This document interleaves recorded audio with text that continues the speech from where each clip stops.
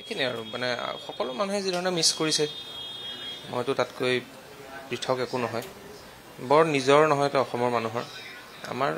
আমি ওচৰৰ পৰা পালোঁ কিন্তু অসমৰ মানুহৰ বৰ নিজৰ মানুহ এজন গতিকে মানুহৰ সেই ভালপোৱাটোক এবাৰ ৰূপালী পৰ্দাৰ মাজেৰে আকৌ এবাৰ অসম আৰু জুবিন গাৰ্গ ইজনে সিজনৰ ইটো আনটোৰ ওচৰ চাপিছে গতিকে বৰ ভাল মুহূৰ্ত এটা আৰু যিদিনাখনৰ পৰা এই অনাকাংক্ষিত ঘটনাটো ঘটিছিলে তাৰ পাছৰ পৰা আপোনাক দেখা গৈছিল বা গোটেই টিমটোক দেখা গৈছিল যে আপোনালোকে দিন ৰাতি একাকাৰ কৰিছিলে সপোনটো পূৰণ কৰিবলৈ আজি ক'ৰবাত কিবা এটা যে নাই শূন্যতা এটা সকলোৱে আচলতে অনুভৱ কৰিছে আজিৰ দিনটোৰ পৰা বিশেষকৈ আমি কৰিছোঁ মানে কি আৰু 31 অক্টোবৰৰ দিনটো তেওঁ ঠিক কৰি যোৱা দিন আৰু তেওঁ কিবা এটা বিচাৰিলে আমি দিমেই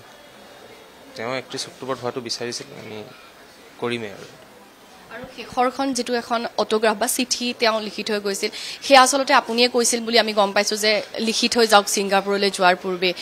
সেইখিনিও আচলতে আপোনাৰ আৰু জুবিনদাৰ যিটো কানেকশ্যন তাৰ কাৰণে আজি সম্ভৱ হ'ল ৰাইজৰ মাজত আছে সেইখিনি লিখা চিঠিখন লিখাৰ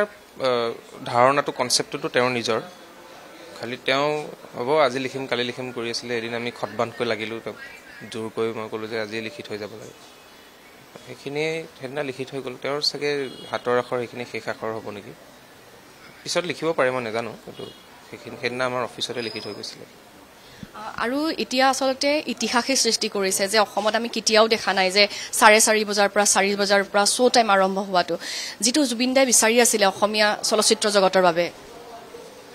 অসমীয়া ছবিৰ উত্তৰণৰ বাবে তেওঁতো অহোপুৰুষাৰ্থ কৰি আছিলে নিৰন্তৰ ক্ষেত্ৰত লাগি আছিল ৰৈ ৰৈ বিনালে তেওঁৰ সেই সপোনটো বাস্তৱায়িত হোৱাৰ যাত্ৰাটোৰ আৰম্ভণি হওক পৰৱৰ্তী ছবিবোৰ আৰু ডাঙৰ হওক ইয়াতকৈ বেছি মানুহে শ্ব' চাওক 24 ঘণ্টা চিনেমা চাওক অসমীয়া চিনেমা আঞ্চলিক ছবি দবদবাই থাকক সেইটো আমাৰ জুবিন গাৰ্গৰ প্ৰতি শ্ৰদ্ধা হ'ব